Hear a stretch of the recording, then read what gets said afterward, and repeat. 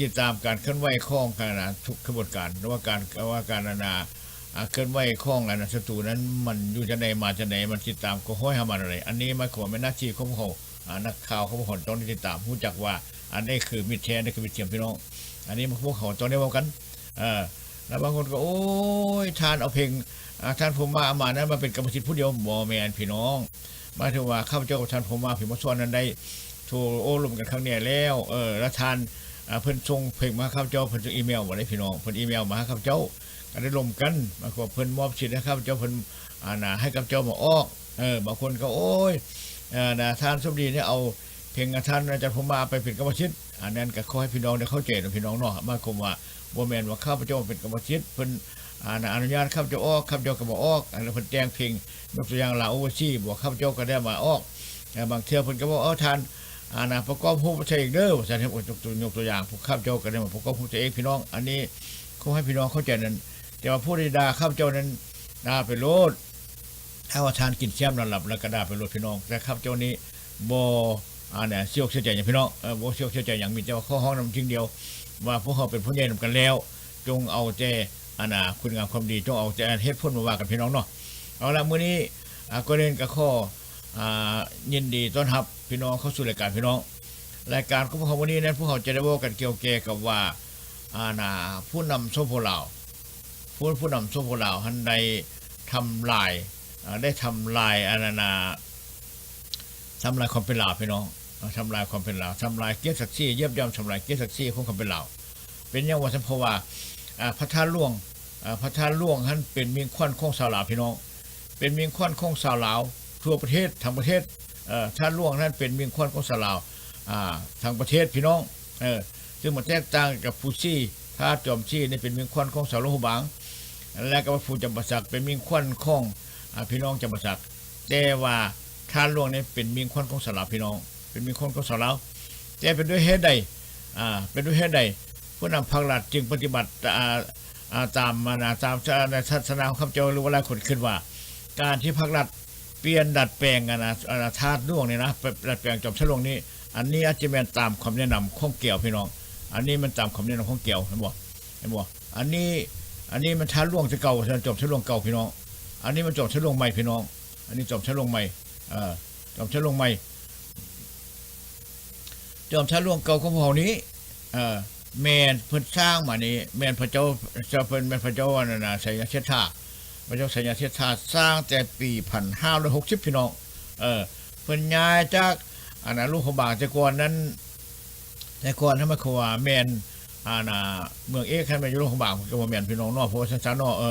แล้วเพิ่นก็ยังย้ายลงมาตั้งเจ้าชัยเชษฐานี่ย้ายออกจากลูกของบางลงมาอยู่จันทร์เพราะว่าถ้ามันไกลจากพม่าว่าซั่นๆพม่าอันนั้นลูกฮูกหานลาวีเขาแต่ก่อนว่าซั่นซะเพิ่นย้ายลงมา1560ในเมื่อเพิ่นย้าย1560เพิ่นก็เอาพระแก้วมาพี่น้องเพิ่นพระแก้วลงมาเพิ่นจะมาสร้างห้องพระแก้วขึ้นมาแล้วก็มาสร้างพระเจ้าหลวงจันทร์พี่น้องมาสร้างพระเจ้าหลวงจันทร์มาขอเพิ่นสร้างมาตั้งแต่1560พุ่นแล้วบัดนี้พวกภาครัฐนี้เพิ่นมาสร้างใหม่นี่เพิ่นพี่น้องเพิ่นมาสร้างใหม่ในเบิ่งดูมันแตกต่างกันอะไรการสร้างใหม่นี้มาคือว่ามันเป็นการทำลายได้เป็นทำลายเกียรติศักดิ์ศรีทำลายเอกเพิ่นทำลายเอกอัคระของลาวซะเนาะเอกอัคระของลาวมันซะตัวนี้นะเพราะว่าถ้าหลวงนี้เป็นมิ่งขวัญของชาวลาวทั้งประเทศพี่น้องแล้วมาสร้างดัดแปลงมาดัดแปลงอันนี้หั่นหมายความมันการทำลายเกียรติศักดิ์ศรีทำลายความเป็นหลักของพ่อพี่น้องเห็นบ่ตัวนี้แหละอันนี้ก็จะเป็นความเข้าความแก้วว่าใช่ไหมเนี่ยบ่แก้วสั่งให้บ่ตัวนี้ว่างานมันแก้วสั่งไว้ก็ว่างานคล้ายๆกับมันแก้วสั่งให้เฮ็ดที่เพราะว่าแก้วนี่เป็นโครงการที่จะยึดเอาประเทศลาวให้สำเร็จพ้นในปี2023พี่น้องในปี2023ความจริงแล้วข้าพเจ้าก็เห็นพร้อมนั่นอยู่ที่ว่าเอาดอกบัวเนี่ยนะเอาดอกบัวจุ่มเนี่ยใส่ยอดอันนี้นี่ก็มีเหตุผลเพราะว่าพระพุทธองค์นะเวลาพระพุทธองค์ประสูตินั้นเพิ่นยาออกมานั้น7 บาท 9นั้นแม่นเป็นดอกบัวของครับจะอันนี้เห็นพร้อมอยู่จะว่าคันว่าดอกไม้ประจำชาติลาวเฮานั้นเพิ่นจะว่าแม่นดอกจำปาพี่น้อง ความว่าดอกจำปานี่ก็หลายคนยังอาจจะเข้าใจผิดๆทึกๆพี่น้อง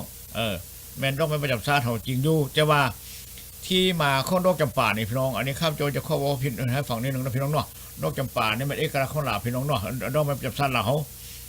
แต่ว่าที่มาของมันนั้นข้าพเจ้าคิดว่าดอกจำปานี่เอามาจากประเทศอินเดียพี่น้องดอกจำปาเอามาจากประเทศอินเดียเพราะว่าพวกเฮานำศาสนามาจากประเทศอินเดียพี่น้องศาสนามันมาจากอินเดียเห็นบ่เป็นอย่างว่าท่านข้าพเจ้านั้นมีประสบการณ์อยู่บ่ไหนอันนี้ศึกษานำกันเนาะพี่น้องเนาะศึกษานำกันบ่แม่นว่าข้าพเจ้าแม่นได้แม่นรู้ได้พี่น้องบ่แม่นได้ศึกษานำกันเพราะว่าข้าพเจ้าได้ไปร่วมงานนานาชาติและข้าพเจ้าได้มาไปร่วมจัดตั้งสมาคม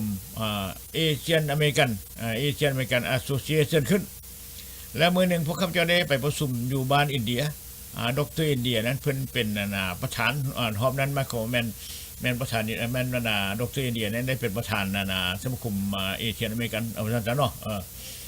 แล้วพอดีอยู่ข้างข้าพเจ้าก็เรียกว่าเรื่องอันนั้นดอกจำปานี่เวลาไปฟ้อนงานนานาชาติข้าพเจ้าก็บอกว่าเอา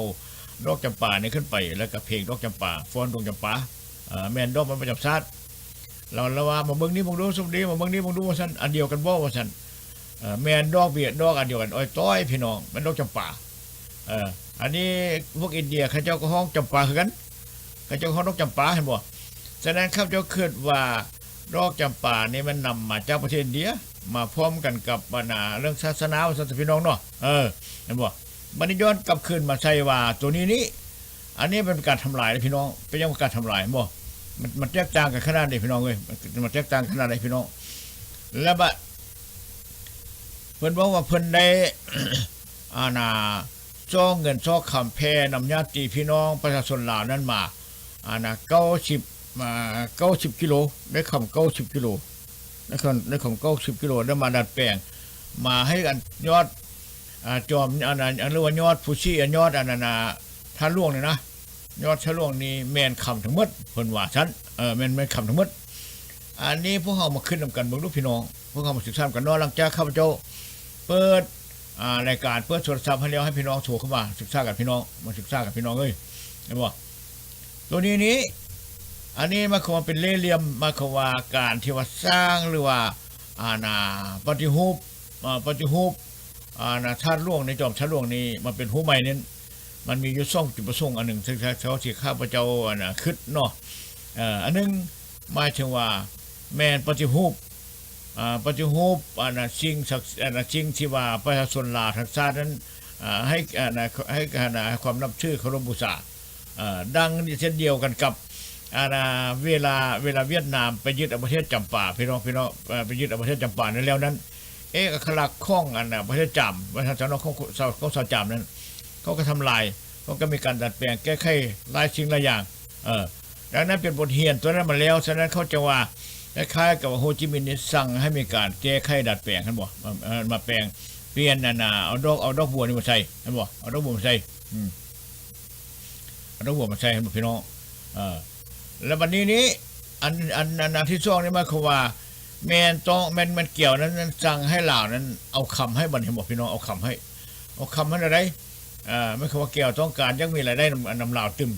เฮ็ดอะไรบ่ซั่นจ้ะอย่าแม่นปลุกระดมคนควายถ้าผู้นำพรรครัฐนั้นปลุกระดมคนควายเอาคำนำประชาชนมาเพื่อว่าจะมาสร้างยอดพัฒนาล่วงตึมว่าซั่นจ้ะแต่ความจริงแล้วตัวนี้นะข้าพเจ้าคิดว่ามันของปลอมแล้วกว่าพี่น้องจริงอยู่ว่าพรรครัฐอาจจะได้เงินได้คำมา90กิโลได้คำมา90กิโลนั้นมันจะมาสร้างส่วนนี้ความจริง90กิโลนั้นมันน้อยๆได้พี่น้องคำนะแต่ว่าคันมาสร้างนั้นสิมีบ่จาก5หรือว่า10กิโลพี่น้องจะ5กิโลหรือ10กิโลเพราะยังว่าซั่นเพราะว่าแก้วเรื่องการปลอมแปลงทุกอย่างคำปัจจุบันนี้อยู่เมืองลาวนะคำอยู่เมืองลาวปัจจุบันนี้มันบ่แม่นคำคำแท้ได้พี่น้องบ่แม่นคำ90%ได้มีเพียงแค่10-20%เท่านั้นเพราะว่าเกี่ยวนี่มันเก่งมันนั้นมีนิสัยที่ว่าปลอมแปลงดัดแปลงแก้ไขยกตัวอย่างว่าบ่แม่นจะว่าคำส่วนนี้ได้พี่น้องคำนี้ส่วนมากส่วนแรกก็แม่นแต่ว่าเอาทองแดงทองเรื่องมาผสมกันมีคำมาส่วนหนึ่งเท่านั้นพี่น้อง อันนี้แม่นเล่เหลี่ยมของแม่นเล่เหลี่ยมของแก้วอันบ่วิธีของแก้วฉะนั้นครับเจ้าคิดว่าแก้วต้องการเงินจากลาวนี่แล้วก็เลยว่าบอกว่าออกคิดว่าโอ้เดี๋ยวนี้พวกเจ้าพวกระดม5ส่วนนี่พวกระดม5ส่วนเอาเงินเอาคำมาว่าสร้างพัฒนาหลวงใหม่ให้บ่พี่น้องเห็นบ่อันนี้ฉะนั้นจะมีในศาสนาข้าพเจ้าและการเปลี่ยนแปลง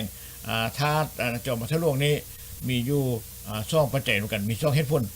1หมายความว่าเพื่อเป็นการทำลายห้องหอยประวัติศาสตร์ห้องทำลายเอกลักษณ์ของลาวพี่น้องให้เปลี่ยนรูปไปทำไมประชาชนลาวเกิดมาอยู่รุ่นนี้หมายความว่าบ่ฮู้แล้วว่าซั่นซะบ่ฮู้ว่าท่าหลวงเก่ามันเป็นอะไรท่าหลวงแท้มันเป็นอะไรพี่น้องเห็นบ่เพราะว่าพระธาตุหลวงนี้แม่นสร้างขึ้นโดยพระเจ้าไสยเชษฐาแต่ปี1560เห็นบ่พี่น้องแต่ปี1560แล้วเพื่อเป็นการ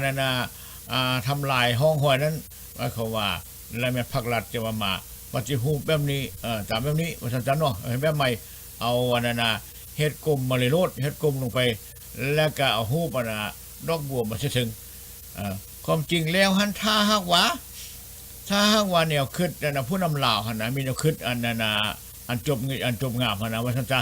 แม่นต้องเฮ็ดรูปแบบเก่านี้เฮ็ดเป็นสี่เหลี่ยมแบบเก่านี้ขึ้นเหมือนนี้แล้วก็พอกคำก็บ่เป็นหยังพี่น้องเอาคำมาพอกบ่เป็นหยังพอกคำครั้งแน่แล้วก็ทันถึงนี่จะเอารูปดอกบัวใส่บ่อันนั้นหันก็ยังโอเคอยู่พี่น้องบ่อันนี้มาดัดแปลงคล้ายๆไปหมดรูปสี่เหลี่ยมมันเป็นรูปมงคลรูปวรรณกรมมันจะเป็นคือกับเสาเฮือนคือพี่น้องเห็นบ่อันนี้แหละอันนั้นจะว่ามันเป็นเล่เหลี่ยมของของแก้วบ่ฉะนั้นพี่น้องลาวให้พวกเพิ่นจะเอาเอารูปโฮจิมินห์มาใส่นี้อันนี้คันจะว่าโฮจิมินห์ว่าแม่นนับชื่อว่าดอกบัวบ่แม่นพี่น้องว่าว่านั่นดอกบัวนั่นเป็นดอกไม้เอกลักษณ์ของโฮจิมินห์บ่แม่นเพราะยังเพราะว่าพวกโฮจิมินห์พวกแก้วนี้บ่มีศาสนานี่พี่น้องบ่มีศาสนานี่จะถือว่าเอานั้นดอกบัวนั้นว่าเป็นดอกไม้ประจำชาติเขาบ่หรือว่าดอกไม้ประจำโฮจิมินห์บ่นั้นมันอาจจะอาจจะบ่แม่นอะไรกว่าพี่น้องอาจจะบ่แม่นอะไรกว่าเพราะว่าลัทธิคอมมิวนิสต์นั้นมันบ่มีศาสนาพี่น้องบ่นับถือศาสนาพี่น้องเอ้ยดังนั้นขอให้พี่น้องได้ถูกเข้ามาศึกษากันข้างแน่ว่าอันใดเป็นได้พี่น้องนี่ขอให้พี่น้องได้มาประกอบกับเพียรร่วมกันพี่น้องเอ้ยเห็นบ่นี่เด้อตัวนี้มันทานใหม่ว่าพี่น้องมึงดูนี่ให้มาจอมเรื่องพี่น้องพุ่นเนาะอันนี้ก็ดีเนาะแล้วบัดนี้พวกเขามาส้มเทียบกันตัวนึงอีกว่ามาส้มเทียบจังได๋ส้มเทียบกันว่าโฮจิมินห์เห็นบ่ว่าโฮจิมินห์นี้ เอาดอกบัวขึ้นมานี่พี่น้องเห็นบ่ดอกวันฮุบดอกบัวนี่อันนี้ก็หลายคนก็หลายแนวคิดแต่ครับเจ้าคิดว่าอันนี้เป็นเพียงแต่การลวงลวงซื่อๆพี่น้องเป็นการลวงลวงซื่อๆเป็นอย่างว่าซั่นเพราะว่าโฮจิมินห์นี่บ่มีศาสนาพี่น้องบ่มีศาสนาว่าซั่นแต่พี่น้องเนาะอันนั้นค่อยพี่น้องได้เข้าใจกันนะพี่น้องเอาล่ะถึงจะได้ก็ตามเพื่อเป็นการนั้นศึกษาหาเรียนกันพี่น้องฉะนั้นข้าพเจ้าจะขอเปิดเพลงนี้ให้แล้วเนี่ยแม่นได้ข้าพเจ้าจะเปิดโทรศัพท์ให้พี่น้องได้โทรศัพท์เข้ามาศึกษาร่วมกันพี่น้องว่ามันมีเหตุผลอันไหนและกับพี่น้องผู้ที่เป็นคนมาขึ้นอันไหนพี่น้องเนาะเอาข้าพเจ้าเปิดข้าพเจ้าจะเปิดโทรศัพท์แล้วพี่น้องถูกเข้ามาพี่น้องเนาะ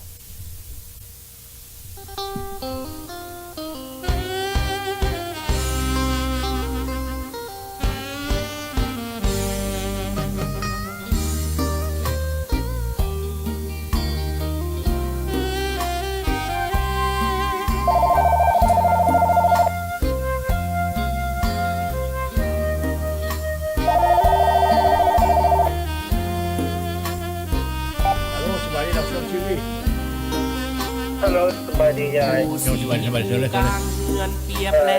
ก็เหมือนแผ่นดินแผ่น โอ้ ฟ้า เรื่องการเมืองมีกำลังว่องกันอยู่คือเรื่องการ